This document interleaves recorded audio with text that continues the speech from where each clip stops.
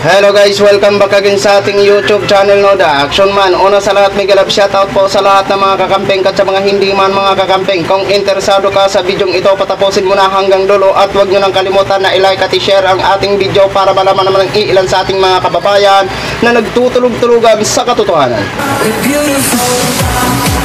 So muli naman nagbabalik ang nag-iisa nyong host na si The Action Man para magbigay ng komentaryo at reaction sa mga mainit ng issue ng bayan. So ito ho mga ka-action, mga kakampeng, no, may gusto lang po ako na i-share sa inyo regarding po ito sa usapin sa West Philippine Sea ho mga ka-action.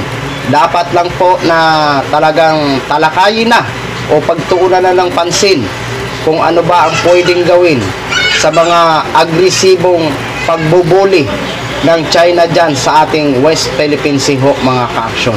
Talagang kailangan ho ito talaga pag-usapan ho kasi nakaka-apekto na po ito sa ekonomiya ng ating bansa. Kung sino pa ba naman ang mag-i-invest dito mga ka-action kung ganito ho na patuloy po na nanggugulo ang China dyan sa West Philippine Sea. Kasi isa yan sa mga binabasihan ng mga investors, ng mga foreign investors, kung ang bansa ay hindi magulo o anong klaseng mga patakaran mayroon ho sa bansa na kanilang pag-i-invest, no? Kaya isa po yan sa mga magiging dahilan na talagang maaapektuhan po ang economic ng ating bansa ho mga ka-action, no? So ito po mga ka-action, no? Tatalakayin po ng Japan at Amerika at Pilipinas ang nasabing mga agresibong bullying ng China dyan sa West Philippine Sea. So, ito po, panoorin muna natin itong balitang ito. Yes, I think we can expect a discussion on the recent incidents.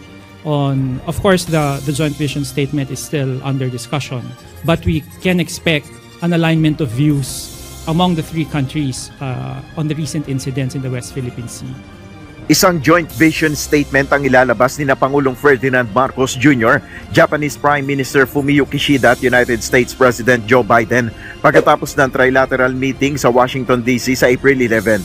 Ayon kay Department of Foreign Affairs Acting Deputy Undersecretary Hans Mohamed Siriban, kabilang sa matatalakay ng dalawang lider ang ukol sa mga insidente ng harassment ng China sa West Philippine Sea. Ayon sa DFA official, hindi maiwasang matalakay ang tensyon sa West Philippine Sea dahil bahagi ito ng usaping pang-ekonomiya na maaaring nakakaapekto na sa riyon. The security environment will also have to be taken into consideration because for economic resilience and economic growth to happen, we will also have to take into account the peace and security of the region.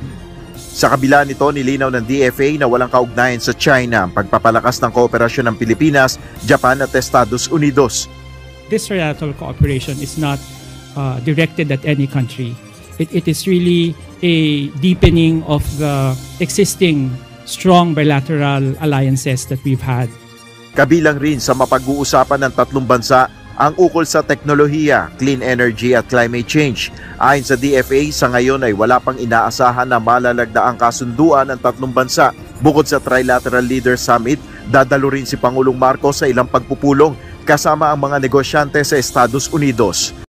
So yun na ho mga ka-action, mga kakamping, no, napakinggan na po natin at napanood na po natin ang balita ho mga ka-action. Tiyak hindi naman ito magugustuhan ng mga China ho mga ka-action. Kapag malaman naman ito mga ka-action, tiyak mamasamain naman nila ang pakikipag-cooperate ng Amerika at Japan sa West Philippine Sea ho mga ka-action.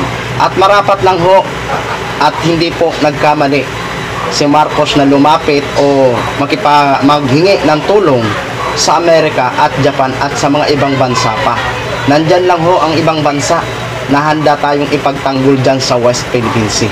Ang problema nga lang dito na nakikita natin sa iilan sa ating mga kaibigan ay minamasama nila ang pakikipag-cooperate ng iba't ibang bansa dyan sa West Philippine Sea. Kasi alam naman po natin, ang iilan sa ating mga kababayan ay mga maka-pro-China nga ho mga ka-action. Imbis na tumulong sila na ipagtanggol ang West Philippine Sea, pero minamasama ho nila ang ginagawa ng kasalukuyang administrasyon na si Marcos ho mga ka-action. Minamasama ho nila kasi alam naman nila ang nasasagasaan dyan ang kanilang iniidolo na si dating Pangulong Duterte.